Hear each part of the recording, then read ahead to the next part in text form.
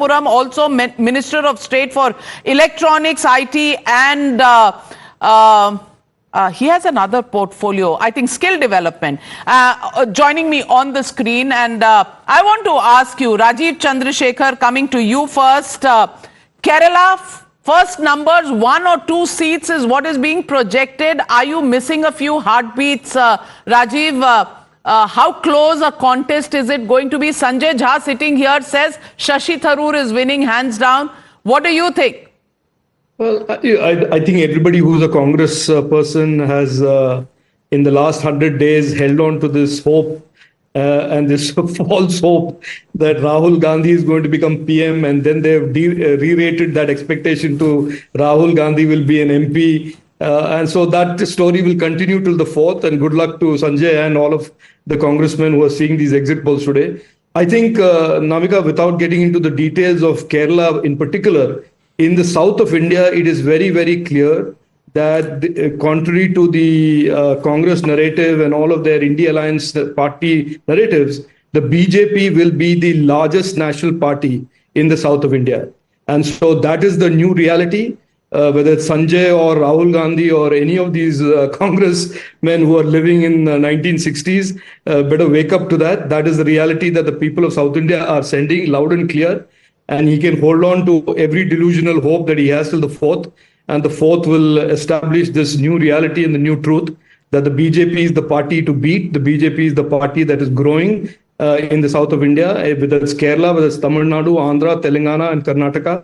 All of these states are showing dramatic expansion of the BJP footprint and vote share. Absolutely. And Tejasvi Surya, also a member of parliament and somebody who was contesting from the Bangalore South constituency, joining this broadcast. And Tejasvi Surya, I want to ask you, BJP increasing its footprint down south. India Alliance said BJP south mein saaf, north mein half. What we are actually seeing is 29 out of 129 seats was the performance for the BJP alone in 2019. And this time, even as per exit polls, it's 37 out of 129, which is a gain of at least 8 seats that we are seeing.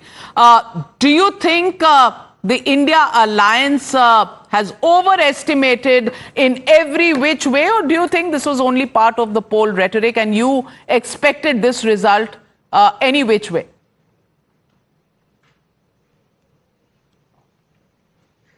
Well, Navika, this is pretty much in expectation of what the BJP has been consistently saying, that our footprint in south of India is increasing. 3 things that come out as a lesson from these numbers, at least the mood of the nation and mood of South India is concerned. 1, the Congress party has repeatedly seen the south of India as different from other parts of the country and the rest of the country. This has been a part of its narrative repeatedly. So much so that D.K. Suresh, an MP from Karnataka, even demanded a separate nation for southern India. And in the parliament, DMK MP called the North Indian states as Gaumutra states. So this whole Tukde vision, the seeing India in a piecemeal fashion, has been the Congress party's approach and politics. This has been unequivocally rejected by the voter in the southern part of the country. First point. Second, a myth, a stereotype was repeatedly created around the BJP, that BJP means Hindi, Hindu, Hindustan, and this is a party that imposes Hindi. This is a party that creates injustice for the south of India. So much so that Siddaramaiah, Pinarayi Vijayan, M.K. Stalin, they all sat in dharna in Jantar Mantar just a week before the poll dates were announced. The entire plank of all of, in all southern states has been that Modi government has given impartial treatment, has meted out unjust treatment to southern states. So this has also been rejected whole and soul by the people of the south of India. 2. Third, in both Telangana and Karnataka, from the last 1 year, you have a Congress party government in action. And in both these states, the Congress party has put in place its economic vision, its economic model, which they said they are going to export to the rest of the country if they come to power. This mindless populism, freebie-based politics, which is a sure shot economic disaster, has also been rejected by the voters of both Karnataka and Telangana, and people have preferred the sustainable, long-term Narendra Modi model of economic empowerment over the myopic, populist Congress economic policy. Well said. These are the three important takeaways that I think comes from the south of India. Well said, Tejasvi Surya. Dr. Gurumurthy. Dr. Gurumurthy, when I look at the numbers from the south, Karnataka, people thought that the BJP has been routed, they've lost their government in Karnataka, and in Lok Sabha there'd be no comeback. Look at the numbers, 23 for the NDA coming from Karnataka, of which I think 22 are the BJP's, one is the JDS number. Tamil Nadu, the BJP likely to get 2 to 3 seats. Andhra Pradesh about 2 seats, and with its alliance partners many more. Kerala, account being opened, and in fact 1 to 2 seats expected in Kerala. Dr. Gurumurthy, do you think on the 4th this number will stand the test of the real votes of the people already stored in the EVMs? See, so far as Karnataka is concerned, I have been observing from 1998-99 that irrespective of the party in power at the state, they have always voted for the national party, namely the BJP. And the BJP got 17 seats and then 20 seats, like that. It was always improving, even when the Congress was in power. So there was a differential voting between the way the people voted for the assembly elections and the way they voted for the parliament elections. This, so far as Karnataka is concerned, it is no surprise to me that even in this election, even though they prefer for whatever reason the Congress party in the state polls, that they would vote for Narendra Modi was, as far as I was concerned, it was very clear to me. So that the BJP has got more seats, or as many seats as it got last time, is no surprise to me. But coming to Tamil Nadu, see, unless you understand Tamil Nadu very differently, I mean, I have spoken to you on this, that the Tamil Nadu nationalist votes got smuggled into the ADMK as far back as 1973. And it remained there because that is the only way the nationalist voters could defeat the DMK. So the game was between the ADMK and the DMK, where the nationalist voters, Congress voters or the BJP voters, or those who thought of India as the entity and not some regional work, they always had to prefer the ADMK. This time also, if the BJP had gone for an alliance with the ADMK, it would have been disastrous for BJP. For the first time, the nationalist-minded voters got an opportunity to vote for the BJP, which also put up a credible alliance. Heading the alliance. Never has a nationalist party headed an alliance in Tamil Nadu till now. So, I am of the view, more than the seats, what I am more interested in is how many votes the BJP will get. If the BJP gets 15 to 16% votes, as different polls suggest, it would make a huge difference to Tamil Nadu politics. Tamil Nadu politics is already de-Dravidianizing. The society has become godly. It is interested in development. It is the Dravidian ideology has no more the kind of bite it used to have in 70s, 80s, and 90s. So it is only either this party or that party that was deciding who will be the winner.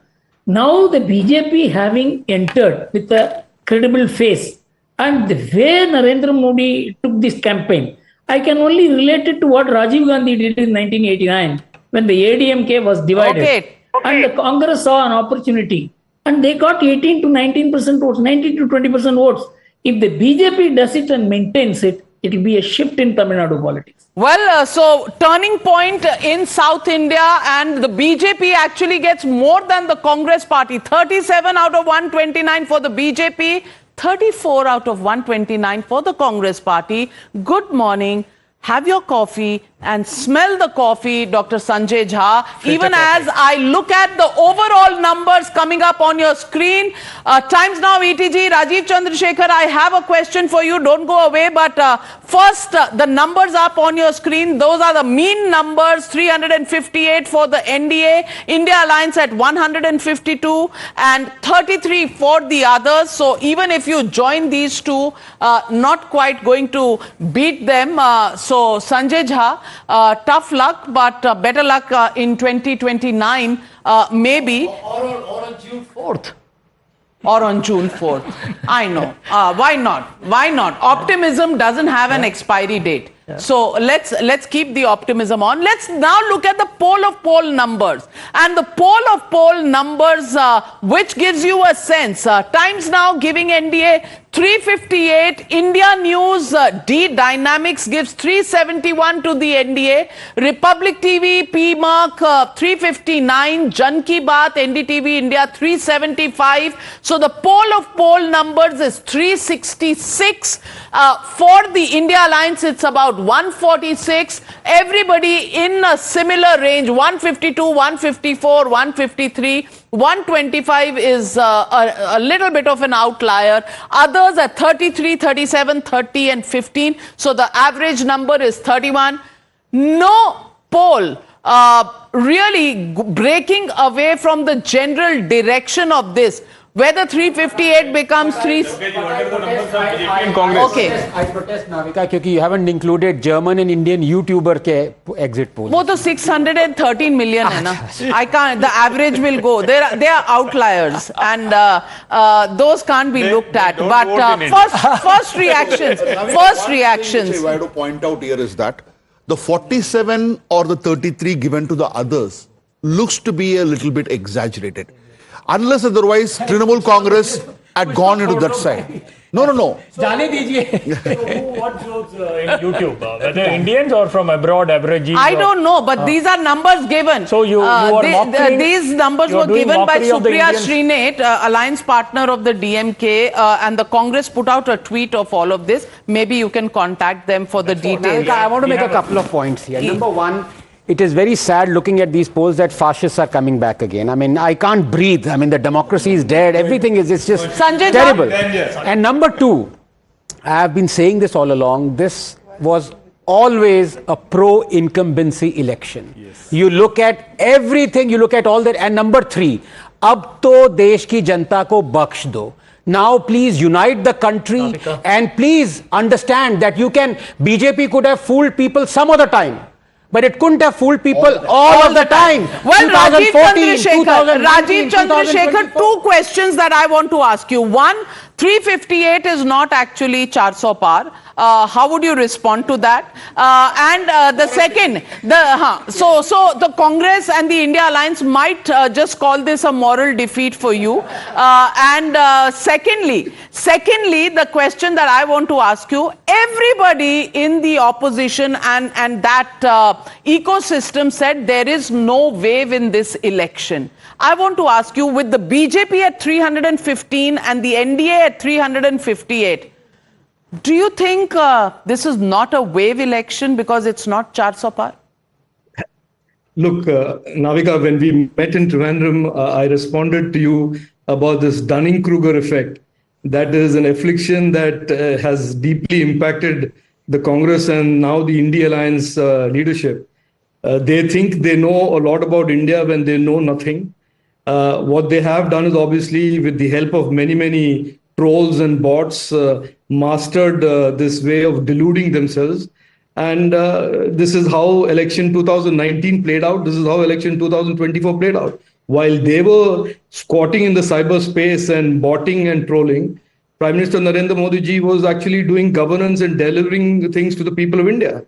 And it is the people of India who vote. It is not YouTubers in West Germany, or certainly not bots in Kazakhstan, and not a few trolls that are paid for by DK Shivkumar in Karnataka. They are not the ones who determine the outcome of Indian democracy. It is the real people. And there is one person in the last 10 years who has transformed the lives of thousands and lakhs and crores of Indians all around the country. And they are the ones who vote. Unfortunately, the Congis don't, and they don't determine the outcome of the elections. Well said, Rajeev Chandrasekhar.